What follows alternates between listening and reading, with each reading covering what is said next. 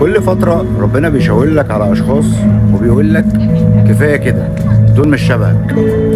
بس أنت بتصمم وتعاند وتكمل. أنا عارف إن القرار صعب، بس صدقني ربنا بيبقى عايز ينجيك، عايز يجيب لك ناس شبهك ويعوضك، ناس تبادلك نفس الحب ونفس الإحساس اللي أنت بتحسه ناحيتهم. عارف إن الناس دي ممكن كانت محور حياتك، بس لو أنت اتبعت العلامات وفهمت الرسائل اللي ربنا بيبعتها لك بانه بيحميك وعايز يبعد عنك الناس دي، صدقني هيكون العوض جميل.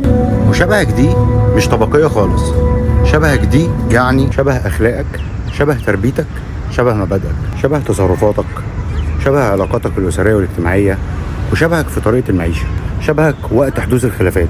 اختار اللي شبهك، عشان لو ما اخترتش اللي شبهك هتفضل طول الوقت حاسس انك غريب، وهتفضل طول الوقت بتدور على حد شبهك. لو عجبكم الفيديو ما تنسوش تدعموني بالفولو والكومنت والشير. حياة سوية مع اسلام انور، والسلام عليكم.